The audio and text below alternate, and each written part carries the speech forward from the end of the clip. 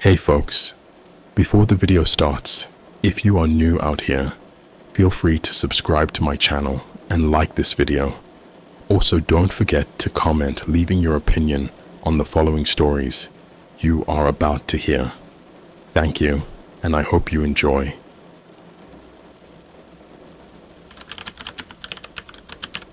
Nikola Tesla escaped his murder with time travel machine. I found a dark web forum of the full story, and now a black van stands in front of my house. If I go missing, you should know why. So, I've never been one to delve too deep into conspiracy theories. Sure, they can be fun to read, but I've always been more of a skeptic. That was until a few weeks ago when my curiosity got the best of me. And now I think I've gotten myself into something way over my head.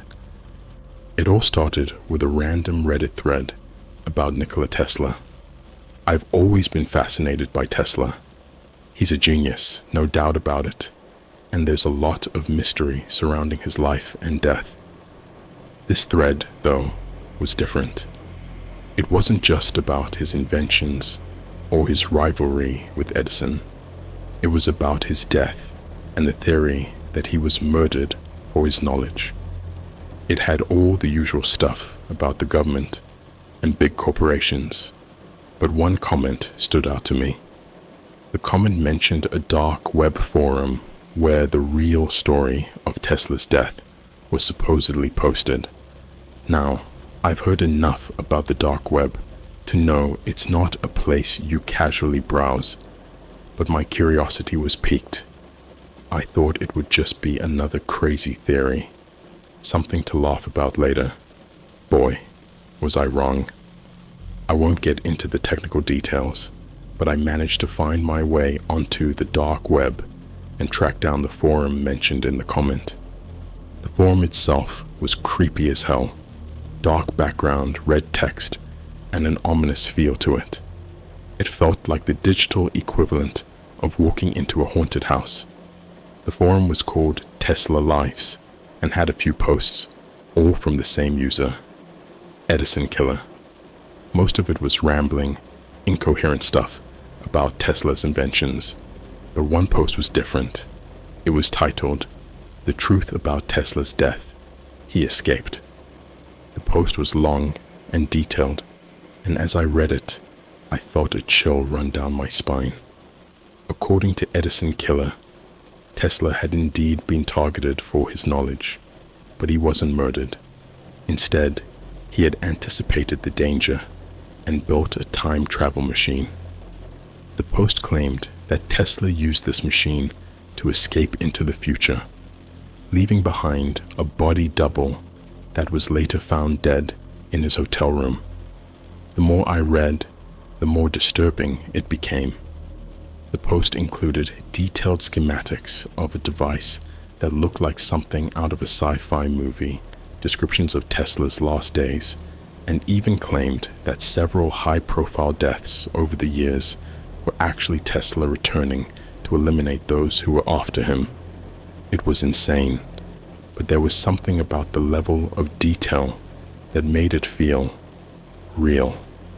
What really got to me was a final cryptic warning at the end of the post. If you're reading this, you're being watched. They don't want this information out there.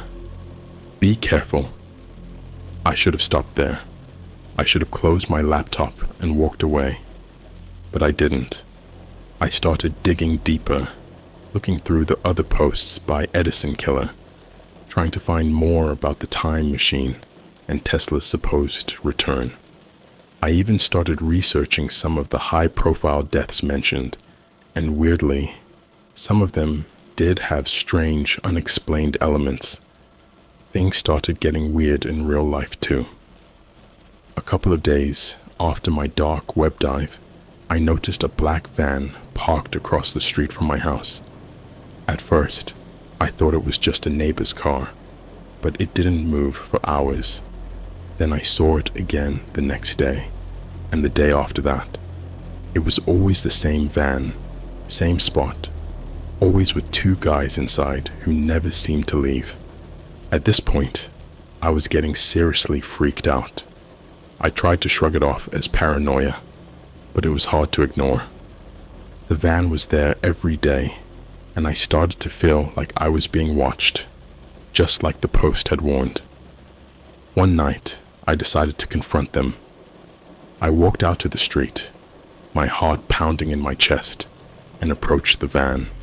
As I got closer, the engine started, and it drove away. That's when I knew this wasn't just in my head. I thought about going to the police, but what would I say? That I was being followed because I read some crazy story on the dark web. They'd probably laugh me out of the station. So I did the only thing I could think of. I started documenting everything.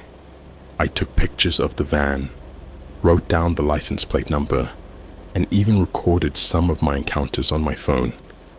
Then things escalated.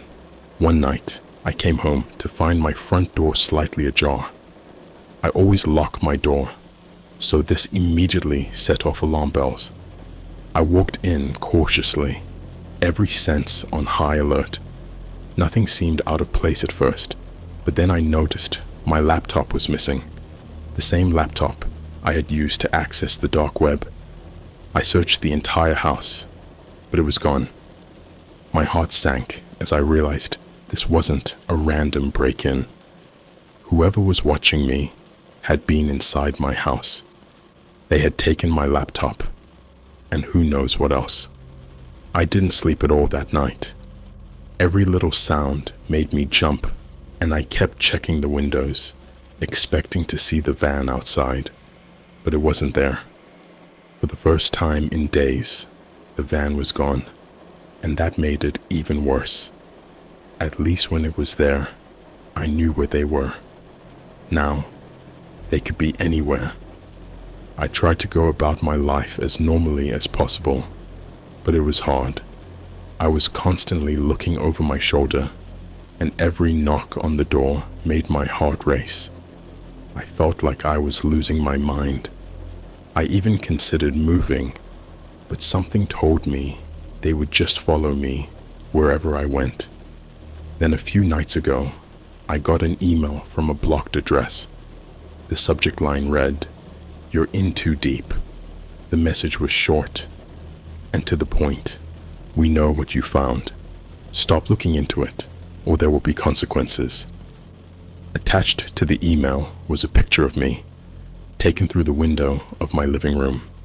I was sitting at my desk reading the post about Tesla. That was the final straw. I packed a bag and left my house that night. I've been staying in a motel ever since, trying to figure out what to do next. I'm writing this post from a burner laptop I picked up at a pawn shop. I don't know if it will help, but I need to get this story out there. If something happens to me, I want people to know why. To anyone reading this, be careful. The truth about Tesla is more than just a conspiracy theory. There are people out there who don't want this information to get out, and they will do whatever it takes to keep it hidden. If I go missing, now you know why. Since my last post, things have only gotten worse. I'm still holed up in this dingy motel room, but I can't shake the feeling that I'm being watched. Every time I leave, I see that damn black van. It's never close enough to confront, but always there, lurking just at the edge of my vision. I've been trying to piece together more of the story from the fragments I remember reading on the dark web, but it's hard without my laptop. I managed to borrow a computer at a local library, but I can't access the dark web there, obviously. So I've been relying on memory and some scribbled notes I had in my backpack. The more I think about it, the more certain I am that there's a kernel of truth in all this insanity. Tesla was ahead of his time, and it's not far-fetched to think he might have dabbled in something as wild as time travel. The forum posts mentioned that Tesla had developed a device capable of manipulating time, something to do with electromagnetic fields and resonance frequencies. It sounded like pure science fiction, but there was a detailed level of technical jargon that seemed too sophisticated to be a mere hoax. I also remembered reading that Tesla had tested the device several times before his disappearance. According to Edison Killer, Tesla's first few attempts were failures. He sent objects through time, but they either never returned or came back, altered. But then he supposedly cracked the code, making a successful trip himself. One part of the post that really stuck with me was about how Tesla used his machine to escape a group of men sent to kill him. These men were supposedly part of a secret organization funded by powerful interests who wanted to control Tesla's inventions for their own gain. The post hinted that these same men, or their successors, are still around today, keeping a lid on Tesla's true fate and hunting down anyone who gets too close to the truth. 2 nights ago, I got another email from the blocked address. This time, it was a video. With trembling hands, I clicked on it. The footage showed me entering the library where I had been doing my research. It was a clear warning.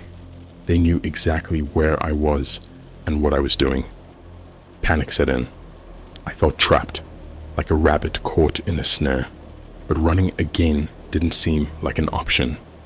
I needed to get ahead of this, find a way to protect myself. I decided to try and reach out to Edison Killer. I figured if anyone knew how to stay hidden, it would be him. I created a new email account using a burner phone and sent a message to the contact email he had posted on the forum.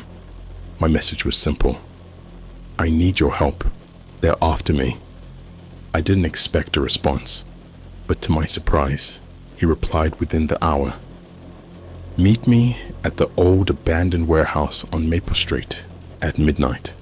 Come alone. Destroy this phone after reading. My heart raced as I read the message. It felt like a trap, but what choice did I have? I had to take the risk. I destroyed the phone and headed to the warehouse, hoping this wasn't the last mistake I'd ever make. The warehouse was a relic from the past, a crumbling structure that looked like it hadn't been used in decades. As I approached, I saw a figure standing in the shadows, partially obscured by the flickering light of a dying street lamp. I steeled myself and walked closer. You must be the one causing all this trouble, the man said. He was tall, with a hood pulled over his face, but I could see piercing eyes studying me intently. Are you Edison Killer? I asked, trying to keep my voice steady. Names don't matter, he replied. What matters is you've stumbled onto something very dangerous. He gestured for me to follow him inside the warehouse. Once inside, he led me to a small, dimly lit room that looked like it had been used as an office. Papers and old equipment were scattered everywhere. He locked the door behind us and turned to face me. Why are you looking into Tesla? He demanded. I got curious. I didn't mean to get into all this, I stammered. Curiosity can get you killed, he said bluntly. What you read on the forum, it's true. Tesla did build a time machine, and he did escape. But there's more to the story. He went on to explain that Tesla's time travel wasn't perfect. Each time he traveled, he left a fragment of himself behind, creating echoes in time that these men, whom he referred to as the custodians, could track. These echoes were unstable, causing disturbances that the custodians were tasked with eliminating. Tesla's been trying to stop them ever since, he said, but it's a losing battle. Every time he reappears, they're right behind him. What do they want with me? I asked. They see you as a threat because you've got pieces of the puzzle, he replied. If you dig too deep, you might expose them, and they can't allow that. Suddenly, there was a loud bang from outside the room. Edison Killer looked at me with alarm. They've found us, he hissed. We need to go now. He led me through a maze of corridors and out a back entrance. As we emerged into the night, I saw the black van pull up. Men in dark suits jumped out and started running towards us. Run, he shouted. We sprinted through the darkened streets, my heart pounding in my chest. I didn't know where we were going, only that we had to keep moving. We eventually ducked into an alleyway, hiding behind a dumpster as the men ran past us. We can't stay here, he whispered. They'll keep looking until they find us. I nodded, out of breath and terrified. What do we do? We find Tesla, he said. He's the only one who can stop them. And just like that, my simple curiosity had turned into a life or death mission to find one of history's greatest minds.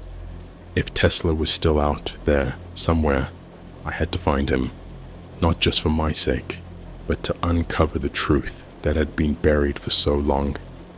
The night felt like it would never end as we continued to weave through the dark alleys, always one step ahead of our pursuers. My mind was racing with everything Edison Killer had told me. Tesla was alive, hopping through time, and somehow we had to find him. We eventually found temporary refuge in an abandoned building on the outskirts of the town. It was an old factory, its walls covered in graffiti and windows shattered. It wasn't much, but it would have to do for now. As we settled in, I finally had a moment to catch my breath and gather my thoughts. How do we find Tesla? I asked, breaking the heavy silence that had settled over us. Edison Killer, whose real name I still didn't know, looked at me with a grim expression. It's not easy. Tesla's movements are unpredictable, and he's learned to cover his tracks well. But there are patterns if you know where to look. He pulled out a tattered notebook from his coat pocket and flipped through the pages. It was filled with notes, drawings, and what looked like complex equations. Tesla leaves clues, deliberate markers, whenever he surfaces. We need to follow those markers to get to him. He handed me the notebook, and I started flipping through it. The notes were meticulous, detailing sightings and strange occurrences linked to Tesla.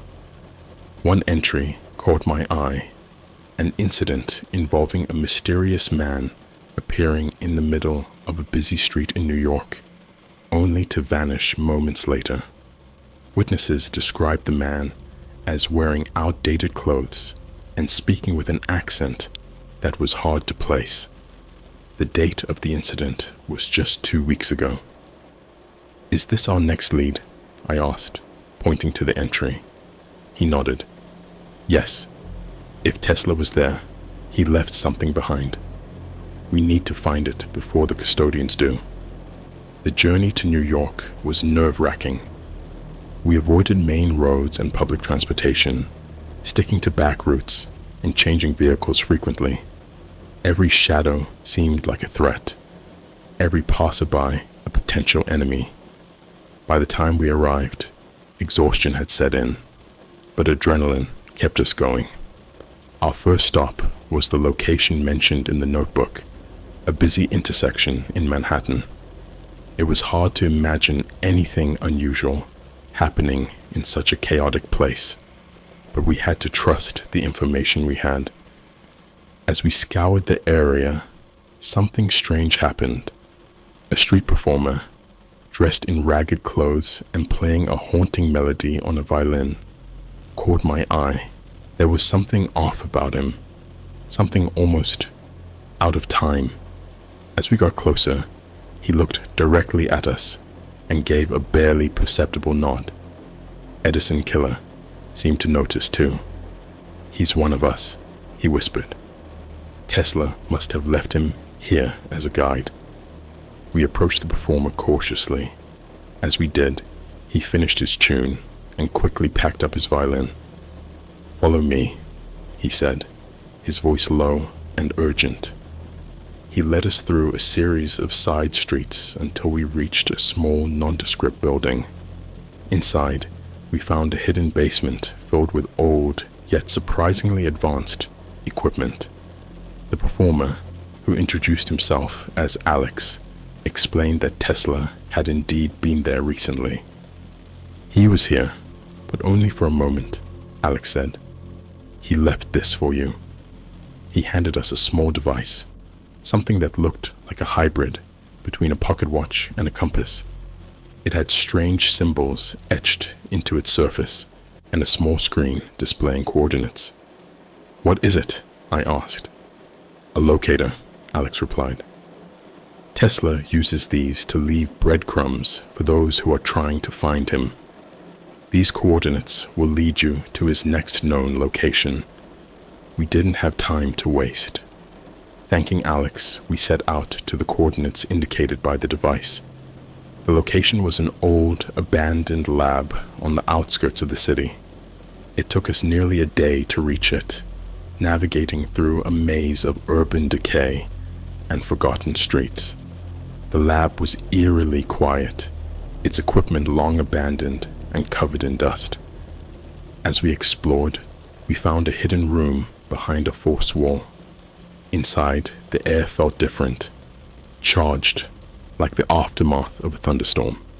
And there, in the center of the room, was another device, similar to the one Alex had given us, but larger and more complex. Edison Killer examined it closely. "This is it," he said. "A portable version of Tesla's time machine." My heart pounded as I realized the significance of what we had found. "Can we use it to find him?" I asked. He nodded. "If we can figure out how it works, yes, but it's risky. There's no telling where or when it might take us."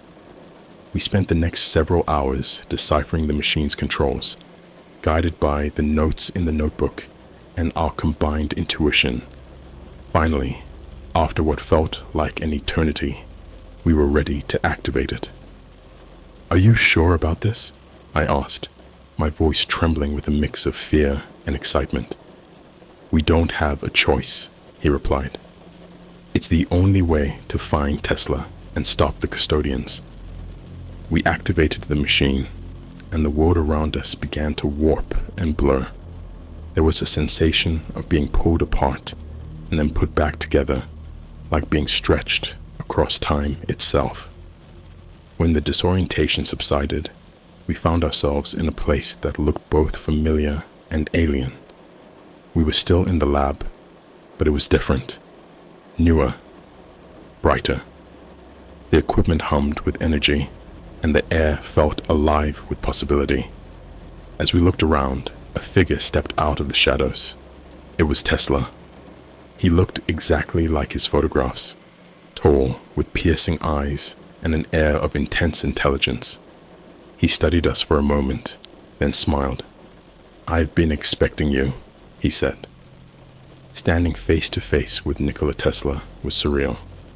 My mind was a whirlwind of questions, but before I could speak, Tesla held up a hand to silence me. "There is much to discuss," he said, his voice calm but authoritative. "But first, we must secure this location. The custodians will not be far behind." Edison Killer nodded. "He's right. We need to make sure they can't follow us." Tesla led us through a series of hallways to a room filled with strange glowing devices. He and Edison Killer began working on them, using a mix of advanced technology and old-fashioned ingenuity. I tried to help where I could, but most of it was beyond my understanding. After what felt like hours, Tesla finally spoke. "That should do it. This place is now shielded from their detection methods. We have some time to talk. We moved to a small, cluttered office where Tesla offered us seats. He leaned against the desk, looking at us with a mix of curiosity and determination. "You have many questions, I'm sure," he said. "I will answer them as best I can." I took a deep breath, trying to organize my thoughts. "How did you escape? And why did you choose to stay hidden all these years?" Tesla sighed, a faraway look in his eyes. "In my time, I realized that my inventions and discoveries could be used for great good or immense harm. I was approached by powerful people who wanted to use my work for their own ends. When I refused, they turned against me." He paused, gathering his thoughts. "I built the time machine as a last resort, a way to escape their grasp. I've been traveling through time, trying to stay ahead of the custodians. They are relentless, but I have managed to stay hidden by leaving clues for those who seek the truth." Edison Killer chimed in. "We found one of your locators. It led us here." Tesla nodded. "Yes, I left those devices for a purpose. I knew there would be those who would seek the truth and be willing to fight for it. You are here because you are part of that fight." I leaned forward, feeling the weight of his words. "But what do the custodians want? Why are they so determined to find you?" "They want control," Tesla replied. "Control over time, technology, and the future. They believe that by capturing me and harnessing my inventions, they can shape the world to their liking. They are not interested in progress or enlightenment, only power." His words sent a chill down my spine. The stakes were higher than I had imagined. This wasn't just about uncovering a hidden truth. It was about stopping a group with the power to manipulate time itself. "How do we stop them?" I asked, my voice barely a whisper. Tesla looked at us with a steely determination. "We need to destroy their ability to track me. They rely on the temporal echoes I leave behind. If we can disrupt their technology, we can gain the upper hand." Edison Killer nodded. "I've been working on a way to counteract their tracking methods. With your help, we can finish it." The next few days were a blur of activity. Tesla and Edison Killer worked tirelessly, combining their knowledge to create a device that would disrupt the custodians' tracking technology. I helped where I could, learning more about time travel and temporal mechanics than I ever thought possible. During this time, I got to know Tesla better. Despite the legends and myths surrounding him, he was a man driven by a genuine desire to help humanity. He spoke passionately about his visions for the future: clean energy, wireless communication, and technologies that could revolutionize the world. But he also spoke of his regrets, the sacrifices he had made to protect his work from falling into the wrong hands. One night, as we were taking a break, Tesla told me about his first encounter with the custodians. "They were once my allies," he said. "Brilliant minds who shared my vision. But as our work progressed, their ambitions grew darker. They saw my inventions as tools for control rather than liberation." He looked out the window, lost in thought. When I realized their true intentions, it was too late. They turned against me, and I had no choice but to flee. His story only strengthened my resolve.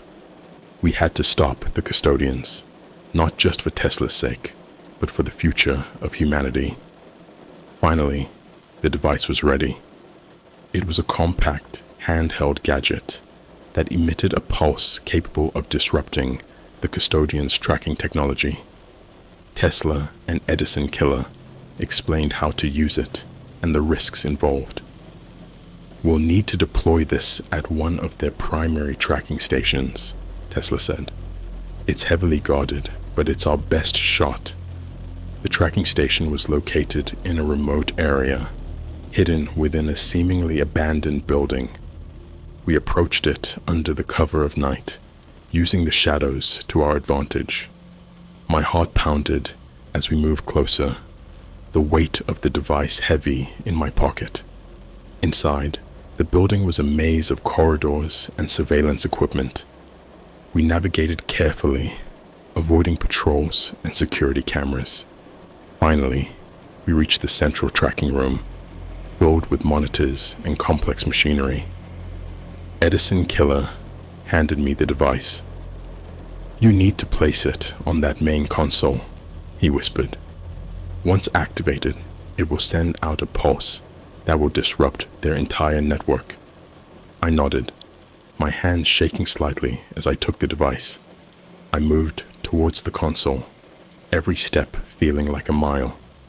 As I placed the device on the console, alarms started blaring. They had detected us. "Hurry," Tesla shouted. I activated the device, and a high-pitched whine filled the room. The monitors flickered, and the machinery sparked and groaned. The pulse was working, but then the door burst open, and the custodians stormed in.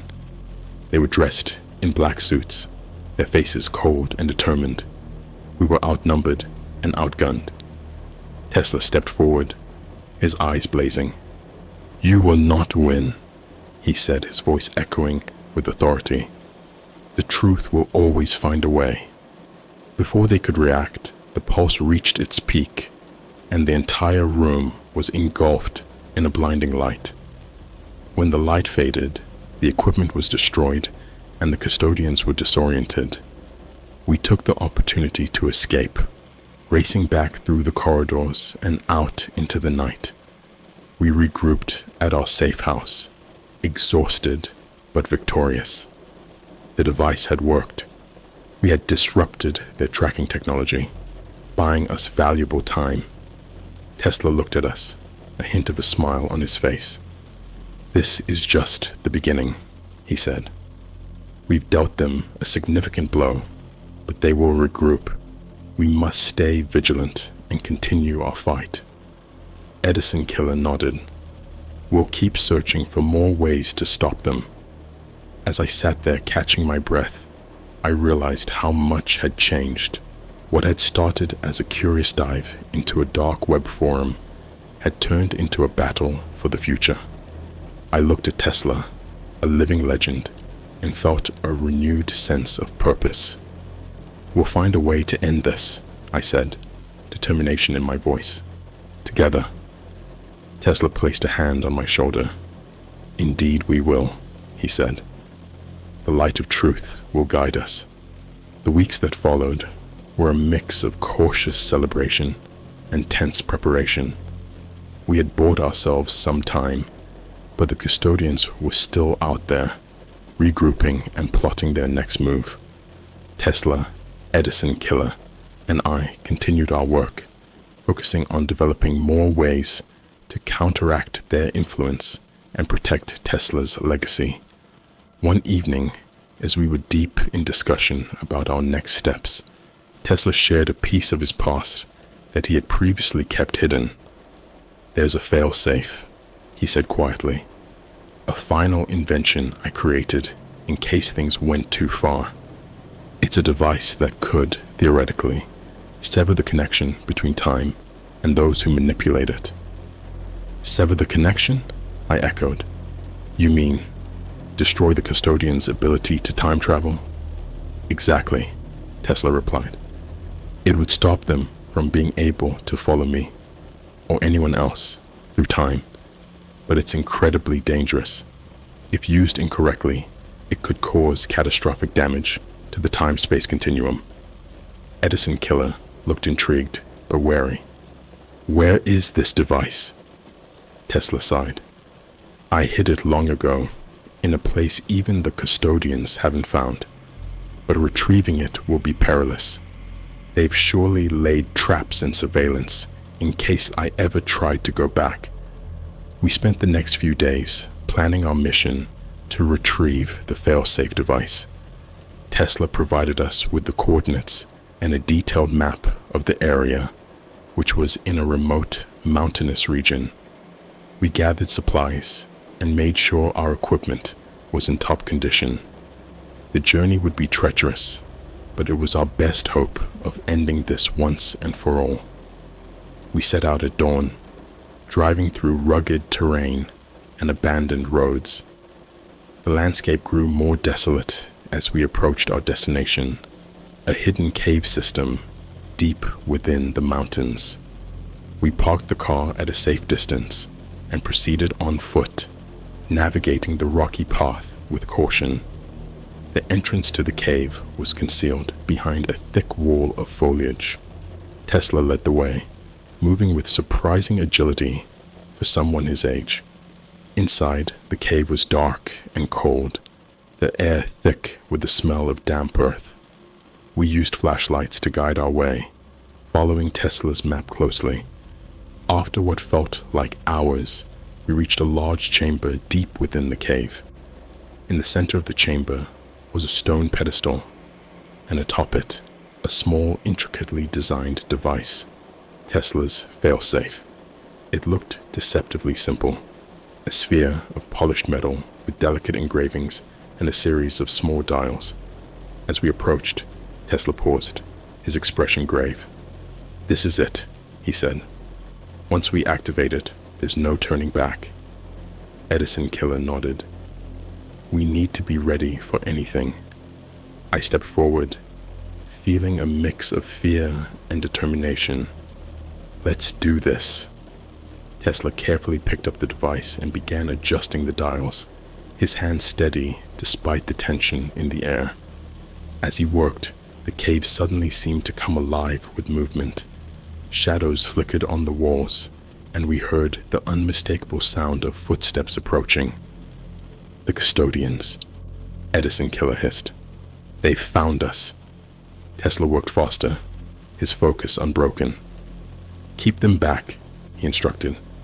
"I just need a few more moments." Edison Killer and I readied ourselves, taking cover behind some rocks as the first of the custodians entered the chamber. They were heavily armed and moved with military precision. We exchanged fire, trying to hold them off, while Tesla finished his work. Just as the custodians seemed about to overwhelm us, Tesla shouted, "It's ready!" He activated the device, and a wave of energy pulsed through the chamber. The custodians froze in place, their expressions a mix of shock and terror. The air around them shimmered, and then, one by one, they began to disintegrate, their forms dissolving into nothingness.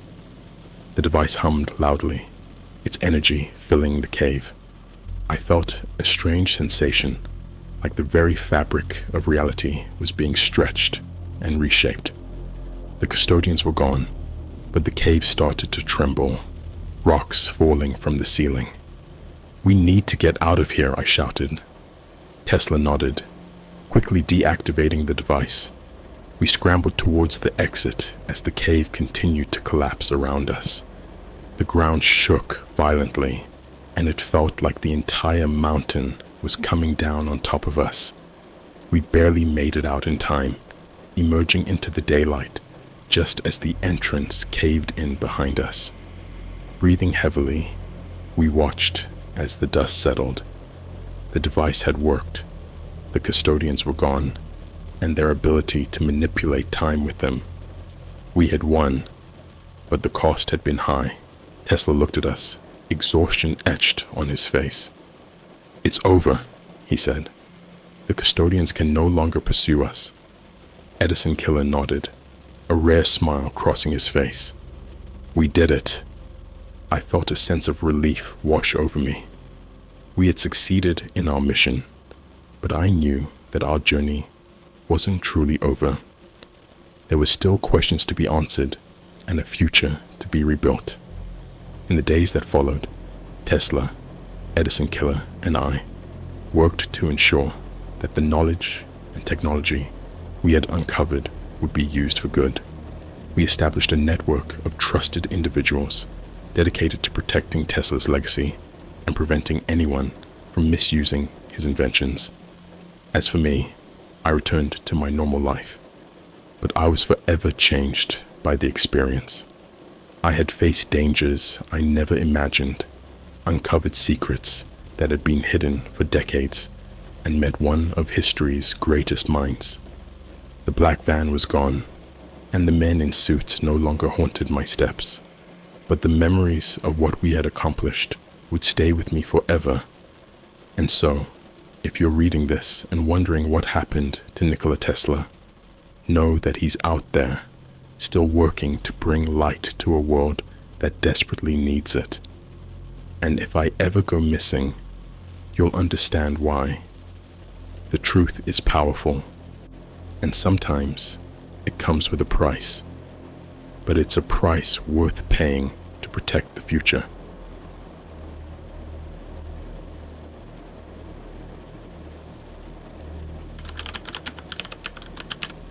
It all began innocently enough. I was your average Redditor, spending my evenings scrolling through endless threads, memes, and the occasional creepy story on No Sleep. But one fateful night, everything changed. I received a private message from a user with the handle The Red Watcher. The message contained only one line: "Join us in the Red Room." At first, I brushed it off as some kind of elaborate spam or prank, but curiosity got the best of me, and I decided to investigate. I replied to the message with a simple, "What is the Red Room?" Almost immediately, I received a response. The Red Room is a place where you can witness the most disturbing and horrifying events unfold in real time. But beware, once you enter, there's no turning back. I laughed it off, thinking it was just some elaborate role-playing game or ARG. But then, the Red Watcher sent me a link. Against my better judgment, I clicked on it. What I saw next sent chills down my spine. It was a live stream, but not like any I had ever seen before. The camera was positioned in what looked like a dimly lit basement, and in the center of the frame was a red door. I watched in horror as the door slowly creaked open, revealing a dark corridor beyond. My heart pounded in my chest as I saw shadows moving in the darkness. Then suddenly, the camera panned to the right, and I saw something that made my blood run cold. It was my neighbor, Mrs. Jenkins, tied to a chair and gagged, tears streaming down her face. I felt sick to my stomach as I watched a figure emerge from the shadows, wielding a knife. With a sickening thud, they plunged the blade into Mrs. Jenkins' chest, and she let out a muffled scream before slumping forward, lifeless. I couldn't tear my eyes away from the screen as the figure began to drag Mrs. Jenkins's body away, disappearing into the darkness. And then, the stream abruptly ended. I sat there in shock, unable to comprehend what I had just witnessed. Was it some kind of sick joke, or had I stumbled upon something truly sinister? But before I could gather my thoughts, another message from the Red Watcher appeared in my inbox. "You're next." I couldn't sleep that night. Every creak of the floorboards, every rustle of the wind outside made me jump. The image of Mrs. Jenkins, bound and helpless, haunted my thoughts. I tried to rationalize what I had seen. Maybe it was just a prank, a cleverly staged video meant to shock and disturb. But deep down, I knew there was something more to it. The next morning, I couldn't shake the feeling of unease that had settled over me like a dark cloud. I kept replaying the events of the previous night in my mind, searching for clues, for anything that could explain what I had witnessed.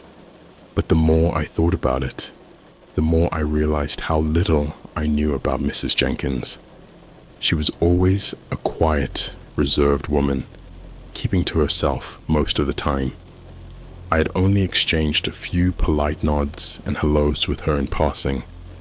I decided to pay her a visit to see if everything was all right. As I knocked on her door, my heart raced in my chest. What if whoever had killed her was still inside? But there was no answer. I tried the doorknob, and to my surprise, it was unlocked. With a sense of trepidation, I pushed the door open and stepped inside. The house was eerily quiet, with a thick layer of dust covering everything. It was as if no one had been there for weeks.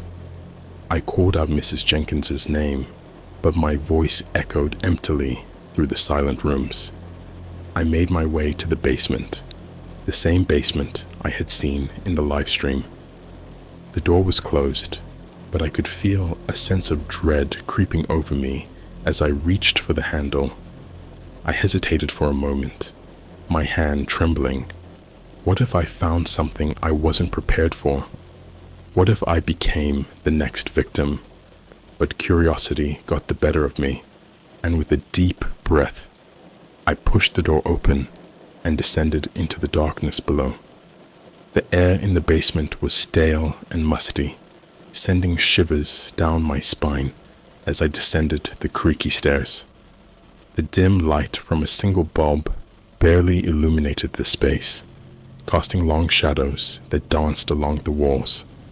I could feel my heart pounding in my chest as I reached the bottom of the stairs. The room was eerily silent, save for the sound of my own ragged breathing. I cautiously scanned my surroundings, searching for any sign of Mrs. Jenkins or the mysterious figure from the live stream. But the basement appeared to be deserted, with nothing but old boxes and cobwebs littering the floor. I felt a wave of relief wash over me, thinking that perhaps I had been mistaken, that there was nothing sinister lurking in the shadows after all. But then, out of the corner of my eye, I caught a glimpse of something that made my blood run cold. It was a small red door tucked away in the far corner of the basement, just like the one from the live stream. My heart sank as I realized that I had stumbled upon the infamous Red Room. I approached the door cautiously, my hands trembling as I reached for the handle. With a deep breath, I pushed it open and stepped inside. What I saw on the other side will haunt me for the rest of my days. The room was bathed in an eerie red light, casting everything in a sickly hue. And in the center of the room, surrounded by flickering candles, was a figure wearing a blood-red robe. I could feel my knees go weak as I stared at the figure, unable to move, unable to speak. And then, with a voice like nails on a chalkboard, it spoke. "Welcome, my child," it said, its voice echoing through the darkness. "You have been chosen to witness the true horrors of the world, to bear witness to the darkness that lies within us all. I wanted to run, to scream, to escape from this nightmare, but something held me in place, rooted to the spot as the figure approached. And then, with a wave of its hand, the figure gestured towards a large screen that hung on the wall. My heart sank as I saw the familiar image of Mrs. Jenkins, bound and gagged, her eyes wide with terror. I watched in horror as the figure produced a knife and began to slowly, methodically carve into her flesh. Each cut sent a fresh wave of terror coursing through my veins, until I thought I would go mad from the sheer horror of it all. And then, just as suddenly as it had begun, the screen went dark, leaving me alone in the red-lit room, with nothing but my own terror for company. I stood there, trembling in the dim red light of the room, my mind reeling from the horrors I had just witnessed. Every instinct screamed at me to flee, to run as far and as fast as I could from this nightmare. But something kept me rooted to the spot, a paralyzing fear that gripped me like a vice.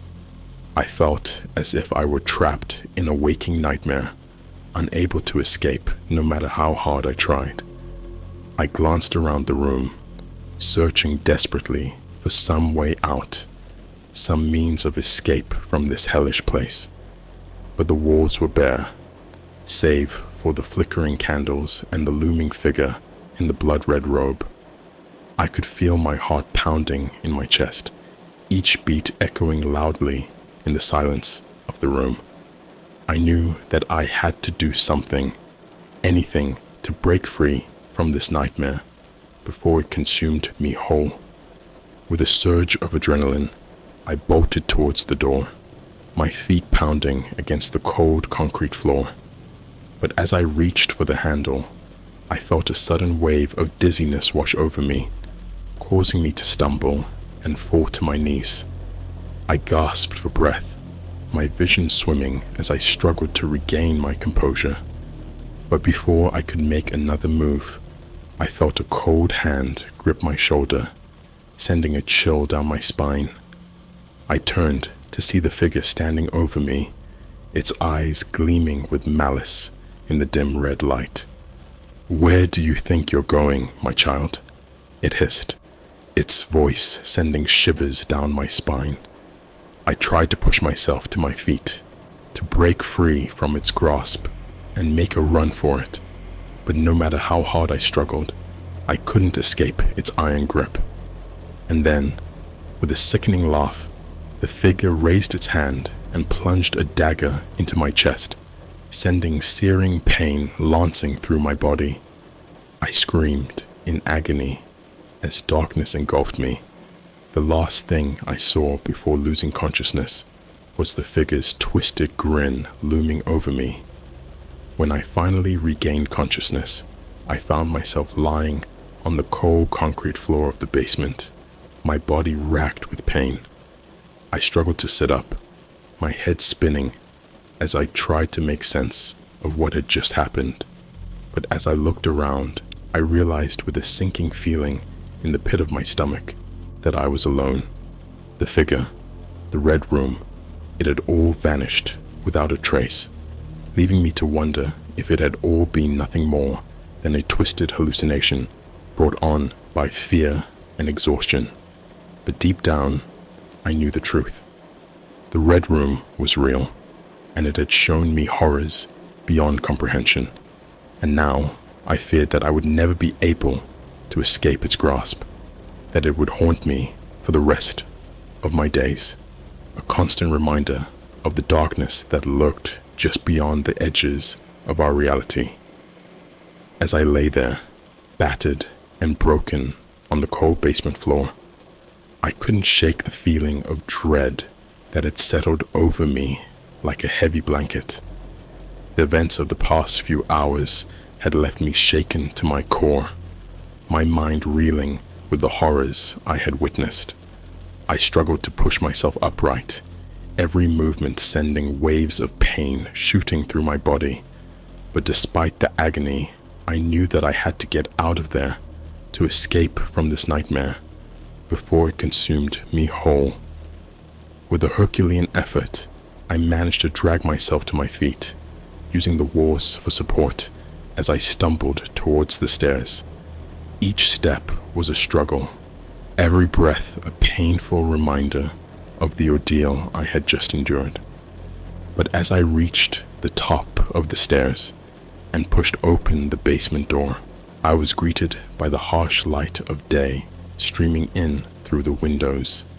It was as if I had emerged from the depths of hell itself, blinking in the brightness of the world outside.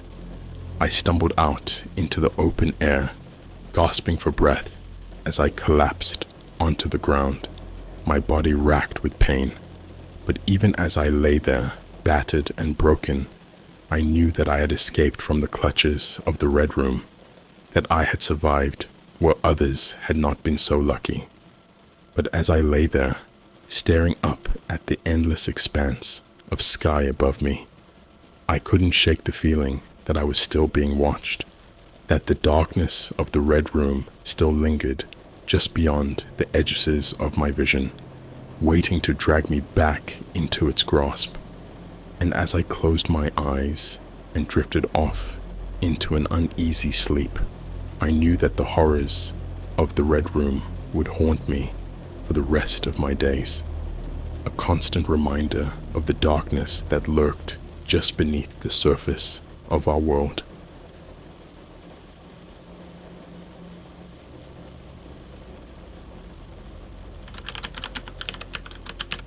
Aliens contacted me. Through a dark web chat room, I saw something I wasn't supposed to. Hey Reddit, I've got a story for you that's going to make your skin crawl. You see, I stumbled upon something so bizarre, so terrifying, that I still can't shake the feeling of dread that's been hanging over me like a dark cloud ever since. It all started innocently enough, just another late night browsing session on the dark web, fueled by curiosity and a healthy dose of naivety. Little did I know, I was about to be thrust into a world beyond my wildest nightmares. It was past midnight when I found myself in a shady chat room tucked away in the deepest corners of the dark web. The atmosphere was heavy with an ominous sense of secrecy, the kind that sends shivers down your spine. Users with cryptic usernames lurked in the shadows, their messages cloaked in layers of encryption and anonymity. But amidst the chaos, one message stood out like a beacon in the darkness. Greetings, Earthling. We come in peace. At first, I thought it was just some elaborate prank, a clever ruse concocted by a bored hacker looking to stir up trouble. But as I engaged in conversation with this mysterious entity, I soon realized that there was something undeniably otherworldly about it. Its words were filled with a strange wisdom, a knowledge that transcended the boundaries of human understanding. It spoke of distant galaxies, of ancient civilizations, of secrets buried deep within the fabric of the cosmos.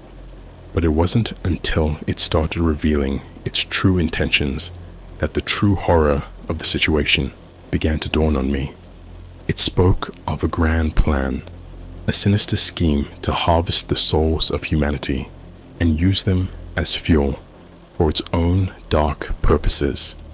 It spoke of experiments conducted on unsuspecting victims, of abductions carried out under the cover of night, and worst of all, it spoke of me, of how I had been chosen as its next target, a pawn in its twisted game of cosmic chess.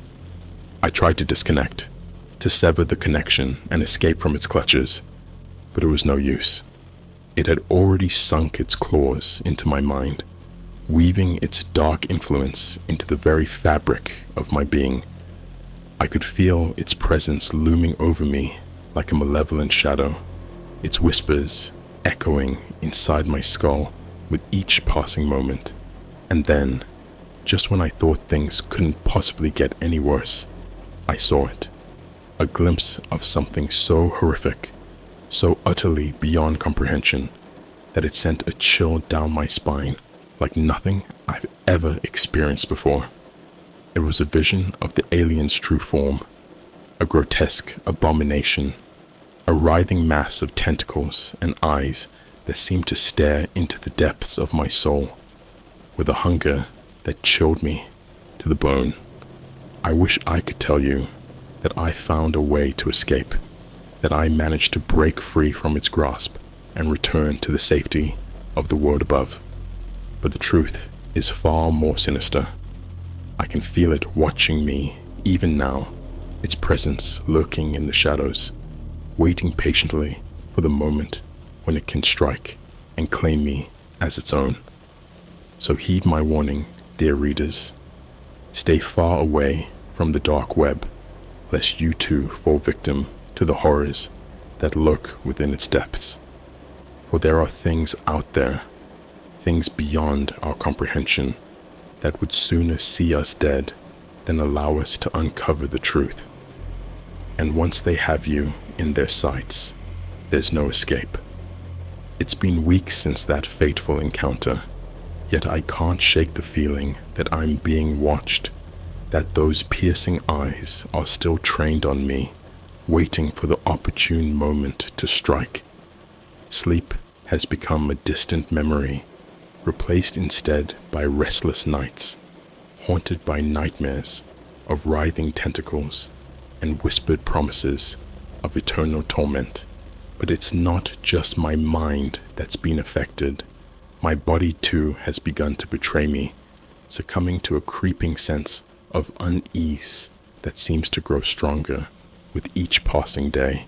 Strange marks have appeared on my skin, intricate patterns that pulse with an otherworldly energy, as if something is trying to claw its way out from within. I've tried to reach out for help, to tell someone, anyone, about what I've seen, but no one believes me. They dismiss it as the ramblings of a madman, the ravings of someone who's lost touch with the reality. But I know the truth, and it's only a matter of time before the darkness consumes me completely. And so I find myself alone, trapped in a waking nightmare from which there is no escape. The alien's presence looms over me like a specter, its insidious influence seeping into every facet of my existence. I can feel myself slipping further and further into madness, my grip on reality growing ever more tenuous with each passing moment. But even in the depths of despair, there is a glimmer of hope, a faint whisper of defiance that refuses to be extinguished. I refuse to let the darkness win, to allow myself to be consumed by fear and despair. I will fight until my last breath, until the very end, for I refuse to go down without a fight. So, to anyone who may stumble upon this message in the darkest corners of the internet, heed my warning.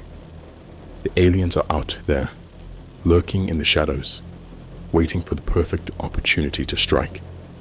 And when they do, there will be no mercy, no escape, only darkness. But amidst the despair and the encroaching darkness, there remains a glimmer of hope, a small spark of defiance that refuses to be extinguished. I refuse to let fear and despair dictate my fate. I will fight, tooth and nail, against the encroaching darkness, for I refuse to go down without a fight. With each passing day, I gather whatever shreds of courage I can muster, determined to uncover the truth and expose the horrors that lurk in the shadows. I scoured the depths of the dark web, searching for clues, for answers that may shed light on the true nature of the aliens that have invaded my life. And then, just when I begin to lose hope, I stumble upon something, a fragment of information buried deep within the darkest recesses of cyberspace. It's a thread, a trail of breadcrumbs leading me ever closer to the heart of the mystery. With a renewed determination, I follow it, each step bringing me closer to the truth. Finally, after what feels like an eternity, I find myself standing on the precipice of discovery, staring into the abyss of the unknown. And there, in the depths of the darkness, I find it, the key to unlocking the secrets that have plagued me for so long. Armed with this newfound knowledge, I prepare to face my fears head on, to confront the darkness that has consumed my life. I may not know what lies ahead, what horrors await me in the darkness, but I refuse to cower in fear any longer. For I am not alone. There are others out there, others who have faced the same terrors and emerged victorious. And so I march forward into the unknown, ready to face whatever horrors await me on the other side. For I am not just a victim. I am a survivor, a warrior forged in the fires of adversity. And no matter what the future may hold, I will face it with courage, with strength, and with the unwavering belief that light will always triumph over darkness.